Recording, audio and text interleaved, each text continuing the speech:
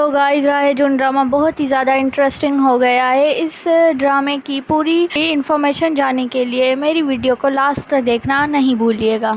تو گائز راہ جنون کے آنے والے ایپیسوڈ میں آپ دیکھیں گے کہ مہر اپنے ماں کو کہہ رہی ہوتی ہے کہ میں شبریز کے علاوہ اور کسی کا سوچ بھی نہیں سکتی۔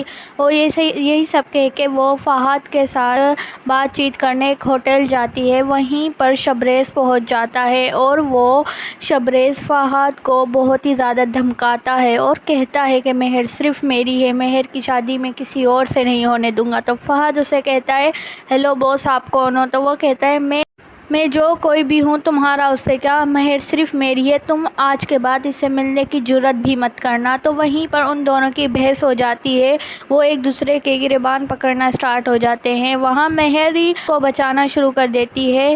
وہیں سے شبریز مہر کو لے کے سیدھا اس کے گھر جاتا ہے تو وہیں پہ مہر کا ابو مہر کو دیکھ لیتا ہے۔ وہ شبریز سے مہر کو چھڑوا رہا ہوتا ہے، کہتا ہے میری بیٹی کا پیچھا چھوڑ دو مہر کو چھوڑ دو۔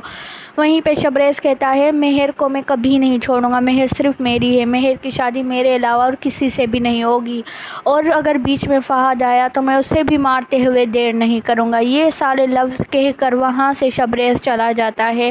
گھر جا کر شبریز مہر کو فون کر کے کہتا ہے کہ مہر تم دلہن بن کے بیٹھی رہو گی مگر تمہاری بارات نہیں آئے گی، تم کسی خوش فہمی میں نہیں رہنا کہ تمہاری بارات آئے گی۔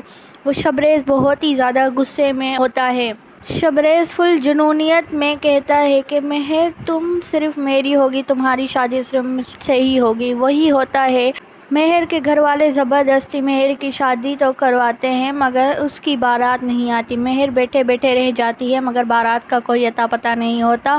مجبوراً وہاں پہ وہ سارے چپ کر کے بیٹھ جاتے ہیں اور وہیں پہ شبریز آ جاتا ہے اور شبریز مہر سے زبردستی شادی کرتا ہے اور شادی کر کے اسے اپنے گھر لے جاتا ہے۔ شبریز کے ماں باپ مہر کو ایکسیپٹ نہیں کرتے، وہ کہتے ہیں یہ ہماری بہو نہیں، اسے یہاں سے لے جاؤ اور اس کے ساتھ تم بھی چلے جاؤ، تم دونوں کی اس گھر میں کوئی جگہ نہیں۔ شبریز کے ماں باپ کہتے ہیں کہ تم نے اپنے ماں باپ کی مرضی کے بغیر شادی کی ہے، اب ہم تمہیں اس گھر میں رہنے نہیں دیں گے۔ تو شبریز مہر کو لے کے ایک الگ اپارٹمنٹ میں رہتا ہے۔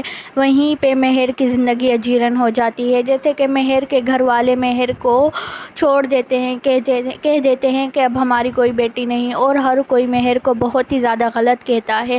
شبریز اپنی ضد و انا میں مہر سے شادی تو کر لیتا ہے مگر مہر اس شادی سے خوش نہیں ہوتی۔ مہر اور شبریز کے بیچ کوئی محبت نہیں ہوتی۔ مہر شبریز سے بہت لڑتی ہے، جھگڑتی ہے۔ وہ کہتی ہے جب سے تم میری زندگی میں آئے ہو میں تو بدنام ہی ہو کے رہ گئی ہوں۔ تو آنے والا ایپیسوڈ بہت ہی لیٹسٹ اور بہت ہی مزیدار ہونے والا ہے۔